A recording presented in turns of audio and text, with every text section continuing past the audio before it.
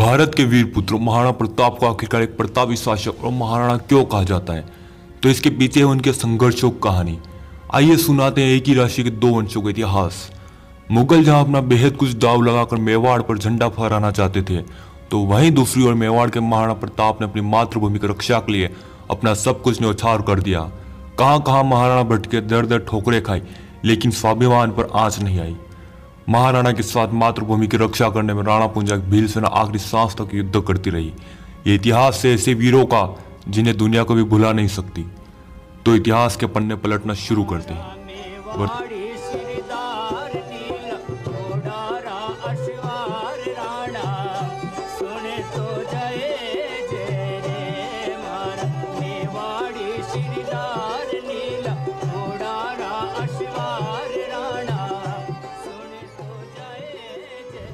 वह दौर था राजा महाराजाओं का, जब किसी देश की कोई निश्चित सीमा कभी तय नहीं कर सकते थे, क्योंकि बलशाली कमजोर पर विजय पताका फहराकर वहां के जल जंगल जमीन घर समेत उनकी आबरू तक लूट लेते थे। वह दौर ही ऐसा था जहां हर कोई एक दूसरे के खून का प्यासा था। और इसी तरह भारत में वह दौर था मुगलों का, जब संपूर्ण भारतवर्ष पर मुगलों का परचम लहरा रहा था। हर कोई मुगल राजाओं के सामने घुटने टेके बैठा था, लेकिन कोई तो था जिसने अपना सर मुगलों के सामने नहीं झुकाया। वो थे मेवाड़ के महाराणा प्रताप। संसार को बता देना है कि जब भी एक राजपूत तलवार उठाता है तो युद्ध का निर्णय संख्या बल से नहीं देश प्रेम के उन्माद से होता है। देश प्रेम के उन्माद से।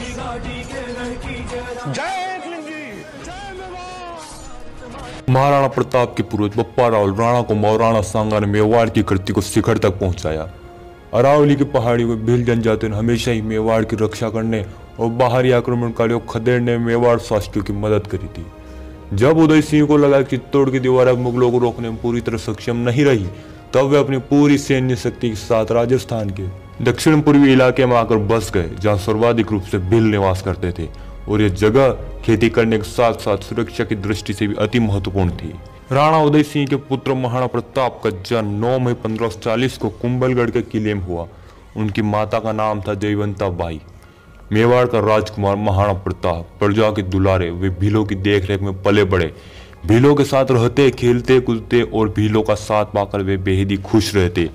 भील लोग महाराणा प्रताप को अपना बेटा मानते थे और इसलिए वे महाराणा प्रताप को कीका कहकर पुकारते थे, क्योंकि भील अपने बेटे को कीका कहकर ही पुकारते हैं। अरावली की इन पहाड़ियों में सर्वाधिक रूप से भील निवास करते थे। क्योंकि वे सदियों से इन पहाड़ियों पर रहते थे, इस कारण से भील पहाड़ियों की दुर्गम रास्तों से भी वाकिफ होते थे। इसलिए बड़ी से बड़ी सेना भी भीलों से डरती थी। अफगान और मुगल सब तोड़ सकते थे, लेकिन अरावली की इन पहाड़ियों में भीलों द्वारा बनाए गए चक्र रूपी सुरक्षा कवच नहीं तोड़ सकते थे, और उदय सिंह यह बात जानते थे। उधर मुगल सम्राट अकबर का शासन भारतवर्ष में फैल रहा था। वहीं राजपूत और अन्य राजा अकबर के सामने झुके बैठे थे। अकबर का प्रभाव इतना फैला था कि अकबर के खिलाफ कोई भी जाना नहीं चाहता था। इतना ही नहीं, महाराणा प्रताप के कई परिजन भी मुगल शासक अकबर के साथ जा मिले और बदले में मिले थे उन्हें ऊंचे ओहदे, ऊंची पदवियां। इससे हुआ यह कि महाराणा प्रताप अकेले पड़ गए, लेकिन भीलों का सहयोग पाकर उनमें एक नई शक्ति जागृत हुई। हम भील हैं राणा जी। हम भीलों के बच्चे और उनकी वीर माताओं को पता ही नहीं कि डर क्या होता है। हम डरना नहीं जानते। मेवाड़ का राजनीतिक महत्व होने के साथ साथ वह गंगा भूमि की व्यापार मार्ग को पश्चिमी तट से जोड़ता था। इस कारण अकबर के लिए मेवाड़ पर विजय प्राप्त करना और जरूरी हो गया था। अकबर ने महाराणा प्रताप के पास कई दूत भेजे कि महाराणा प्रताप अधीनता स्वीकार कर ले। यहाँ तक कहा कि अधीनता स्वीकार करने पर आधा हिंदुस्तान महाराणा प्रताप के अधिकार का होगा, लेकिन महाराणा प्रताप ने अकबर की अधीनता स्वीकार नहीं करी। दरअसल मेवाड़ अरावली पर्वतमाला से घिरा हुआ क्षेत्र है, जिसके सभी तरफ जंगल मौजूद है। मुगलों को मेवाड़ तक पहुंचने के लिए जंगल से होकर जाना था, लेकिन जंगल पार करना कोई आसान कार्य नहीं था, क्योंकि जंगल और पहाड़ों पर रहते थे शूरवीर भील, जो कि जंगल के हर रास्ते से वाकिफ होते थे और जंगल में ऐसा जाल बुनते थे कि बड़ी से बड़ी सेना उन भीलों के सामने छोटी पड़ जाती थी। और क्षेत्र था भोमट, जहाँ के राजा थे राणा पुंजा भील।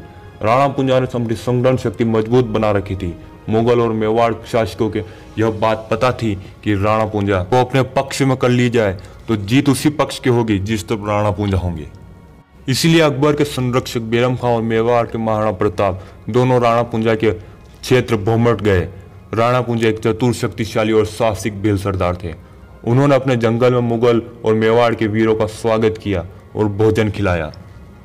लेकिन वहां कुछ समय बाद परिस्थितियां कुछ ऐसी बन जाती। और एक बात तुम दोनों ध्यान से सुन लो, कोई कुछ नहीं कर पाएगा यहाँ पर, न राजपूत और न मुगल।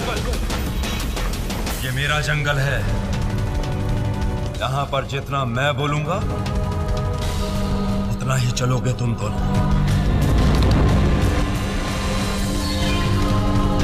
अपनी अपनी तलवारें अपनी मयान में डालो, डालो, डालो।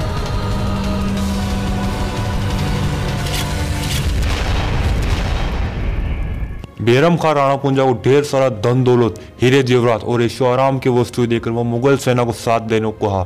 तो वही महाराणा प्रताप बप्पा रावल की तलवार राणा पूंजा के समक्ष रखते हुए देशभक्ति की राह दिखाते हुए मेवाड़ का साथ देने को कहा। दरअसल बप्पा रावल और भीलों का इतिहास बेहद ही पुराना है।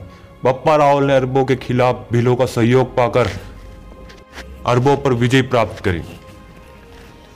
राणा पूंजा ने दोनों पक्षों की बात सुनते हुए महाराणा प्रताप का साथ देने का वचन दिया और यह घोषणा करी कि मेवाड़ के सभी भील मेवाड़ की रक्षा करने के तत्पर है। इस घोषणा को सुनकर महाराणा प्रताप ने राणा पूंजा गले लगाकर अपना भाई कहा, आज से हर भील हमारा भाई हुआ। रानी जाया भीली जाया, भाई भाई। रानी जाया भीली जाया, भाई भाई। महाराणा प्रताप शोक में डूबे थे। इसका फायदा अकबर ने उठाया और एक बड़ी सेना मेवाड़ पर आक्रमण करने भेजी। तब भीलों ने अपना फर्ज निभाया और मुगलों को मेवाड़ में प्रवेश करने से रोके रखा। इस समय अफगान सरदार हाकिम कासूरी भी सम्मिलित हुए। 18 जून 1576 ईस्वी को आखिरकार वह दिन आया जिस दिन भारत का एक भयानक युद्ध हुआ। एक तरफ 80,000 मुगल सेना थी जिसका नेतृत्व करता मान सिंह था, तो वहीं दूसरी ओर महाराणा प्रताप की बेहद ही कम सिपाहियों की 20,000 सेना। भले ही यह सेना छोटी थी लेकिन उसमें योद्धा एक से बढ़कर एक थे। महाराणा की सेना में भील सरदार राणा पूंजा, अफगान सरदार हाकिम कासूरी, भामाशाह, झालामान, रामशाह तंवर और हवा को चीरता हुआ उनका घोड़ा चेतक था। महाराणा हमेशा ही अपने पास 2 तलवारें रखते थे क्योंकि यदि वे निहत्थे दुश्मन को देखे तो वे उसे तलवार थमाकर फिर युद्ध करें। इस युद्ध में लोहार जाति ने महाराणा और उनकी सेना के लिए तलवारें बनाई थी। महाराणा प्रताप के घोड़े चेतक के मुंह पर हाथी की सूंड लगाई जाती थी ताकि दुश्मन के हाथी को भ्रमित कर सके। युद्ध प्रारंभ हुआ। दोनों तरफ के योद्धा एक दूसरे को मारने मिटाने को आतुर हो गए। अचानक युद्ध छिड़ गया। कोई हाथी पर सवार था तो कोई घोड़े पर। पैदल सिपाहियों और लड़ाकू हाथियों जानवरों के पैर रक्त से लाल थे। सब तरफ हाहाकार मच गया। सभी एक दूसरे को मारने के लिए बढ़े जा रहे थे। एक से बढ़कर एक योद्धा अपनी वीरता का परिचय दे रहा था। समय गुजरता गया और देखते ही देखते जो हल्दी घाटी पीली मिट्टी के लिए जानी जाती थी उसका रंग लाल हो गया। इस युद्ध में योद्धाओं को इतना खून बहा कि वहां वीर योद्धाओं के रक्त का तालाब सा बन गया जिसे रक्त तलाई कहा गया। झालामान अपनी मातृभूमि और राजा के लिए वीर गति को प्राप्त हुए। महाराणा का घोड़ा चेतक अपने मालिक के प्रति वफादारी निभाता हुआ इतिहास के पन्नों हमेशा के लिए जीवित बनकर चला गया। इस युद्ध के बाद महाराणा प्रताप को गोंदा और कुंभलगढ़ का किला गवा बैठे। हल्दी घाटी युद्ध का समय ही था। महाराणा प्रताप अब अपने परिवार और बची हुई सेना के साथ अरावली की पहाड़ियों में भील लोगों के साथ अपने राज्य की योजना बना रहे थे। उसी क्षेत्र में एक वीर बालक रहता था जिसका नाम था दुद्धा भील। समय ऐसा था कि लोगों के पास खाने पीने के लिए कुछ नहीं बचा था। बची थी तो बस धधकती हुई चिंगारी जिसने कई घरों को उजाड़ दिया। ऐसा समय दुद्धा ने अपनी माँ द्वारा बनाई गई रोटियां यह सोचकर अपने हाथों में ले चला कि महाराणा और उनका परिवार भूखे होंगे। माँ ने समझाया लेकिन वह बालक हवाओं को चीरता हुआ गिरता पड़ता ठोकर खाकर पहाड़ियों की तरफ दौड़ पड़ा। रास्ता बड़ा पथरीला था और अंधेरे का समय था। अचानक रास्ते में उसे कोई चमकीली चीज हाथ पर लगी और बालक दुद्धा का एक हाथ कट गया। लेकिन बालक फिर भी दौड़ता रहा। उसे नहीं पता था कि उसके साथ क्या हुआ है। कुछ इतिहासकारों ने बताया है कि वह हथियार मुगलों द्वारा बालक दुद्धा पर प्रहार किया गया था और उसका हाथ काट दिया गया था। आखिरकार वह बालक महाराणा प्रताप के पास पहुंचा और एक हाथ में पकड़ी हुई रोटियां महाराणा को थमाता हुआ दुनिया छोड़ चला। महाराणा की आंखों में आंसू थे। फिर हुआ यह कि महाराणा ने राणा पुंज और भामाशाह के सहयोग से धन एकत्र किया और चावड़ नामक एक नई राजधानी बसाई। अपने सैनिकों की तादाद बढ़ाई और शासन व्यवस्था मजबूत करी। राणा प्रताप ने छापेमार युद्ध जारी रखा। 1579 में मुगलों के खिलाफ पूर्वी विद्रोह होना शुरू हो गया। अब अकबर का ध्यान पूर्वी विद्रोह और उत्तर पूर्वी तरफ चला गया था। महाराणा प्रताप ने इसी अवसर का फायदा उठाया और मेवाड़ पर पुनः अपना अधिकार कर लिया और अब मेवाड़ पुनः आजाद हो गया।